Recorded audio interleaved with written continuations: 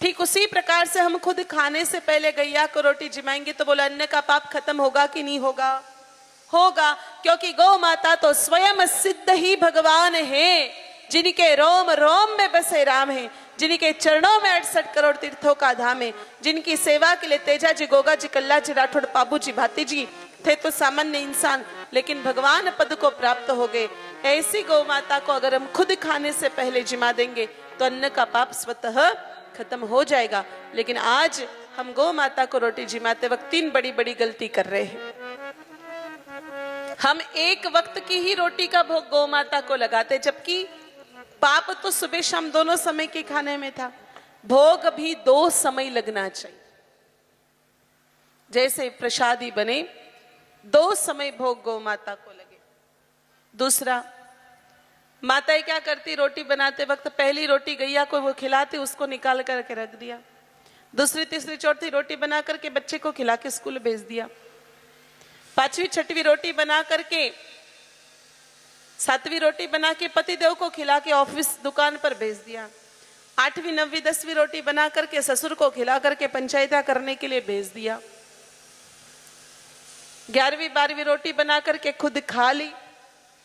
याद आ गया तो ठीक है, नहीं तो सीताराम सुबह की रोटी शाम, वो रोटियां 10-10 दिनों तक डिब्बे में पड़े पड़े सड़ती रहती। फिर 11वें दिन माता एक साथ वो रोटियां गैया को जिमाती। तो ऐसे अन्न कैसे प्रसाद बनेगा? आपने मान लीजिए कोई हलवा बनाया, थोड़ा सा हलवा निकाल करके आपने फ्रिज में रख दिया, बचा हुआ हलवा आपने खा लिया, और फिर आप 10-15 मिनट बाद कहो चलो हलवे का भोग लगा देते फ्रिज में जो हलवा पड़ा है उसका, तो क्या वो भोग कहलाएगा क्या? तो खुद खाने से पहले जिमाना पड़ेगा, बाद में नहीं। और सबसे बड़ी गलती मेरे भाई बहन इस वक्त हिंदुस्तान की हर बहन कर रही है। प्रत्येक बहन द्वारा जो गलती हो रही हिंदुस्तान की, प्रत्येक हिंदू बहन जो गलती रोज सुबह शाम दोहरा रही है, वो है कि वो पहली रोटी गौ माता को खिला रही है। पहली रोटी भूल के भी गैया को नहीं खिलानी चाहिए।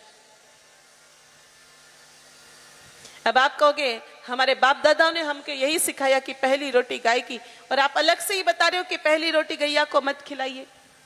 हालांकि इसके पीछे मेरे भाई ने बहुत बड़ा लंबा कारण है, 1 घंटा लगेगा, लेकिन एक छोटा सा वैज्ञानिक और धार्मिक कारण से मैं समझाती हूँ।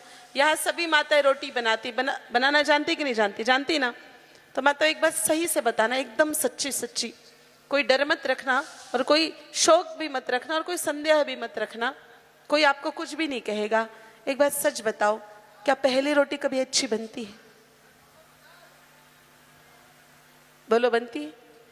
कभी ठीक से फूलती नहीं, कभी जल जाती, कभी बढ़ जाती है। अरे पहली बार तो तवे का टेम्परेचर मेंटेन करने में ही टाइम लग जाता है। तो जब ऐसी स्थिति में वो रोटी जली हुई है, वो रोटी कच्ची है, बड़ी हुई है, तो हम गैया मैया को उठा करके भोग लगा देते, तो बोलो देवता उसका भोग स्वीकार करेंगे क्या? घर में 12 केले लाए, 8 केले खराब थे, 4 केले अच्छे थे, 4 केले तो खुद ही कटक गए, खराब केले भगवान के सामने जाकर के रख दिए। आपने तो रख दिए होशियारी लगा करके, लेकिन भगवान उसको स्वीकार करेंगे? कभी भी नहीं। ठीक उसी प्रकार से जिस दिन से हम लोगों ने पहली रोटी का भोग गैया को लगाना शुरू किया, तब से गौ माता के भीतर विराजमान 33 कोटि देवताओं ने उसका भोग अस्वीकार किया। मेरे भाई बहनों, ये 1350 साल से हो रहा है। उसके पहले हमारे देश के लोग पहली रोटी नहीं, पहले रोटी जिमाते थे। यह अपभ्रंश है, पहले की जगह पहली। तो गैया को कैसे रोटी जिमाए? हाथ में नहीं, थाली में। कुछ लोग चलते चलते हाथ में ऐसे ही पकड़ा देते। अरे हाथ में तो भिखारी को देते भाई, गैया तो भगवान है, मैया है। हाथ में नहीं, थाली में, सूखी नहीं, गुड़ घी लगा करके। क्योंकि हम जब खुद खाते हैं ना भाई, तो कितने नाटक चाहिए, अचार नमकीन पापड़, तब जाकर के कौर बिल्कुल यहां से नीचे तक जाती है। और गौ माता को जिमाते वक्त सूखी सूखी रोटी जिमा रहे हो। और तीसरा काम, खुद खाने से पहले जिमाए, भाव से जिमाए। देखो भाव का बहुत फर्क पड़ता है। आपके घर में 2 बहुएं हो, एक बहू पैसे वाली हो, दूसरी गरीब हो।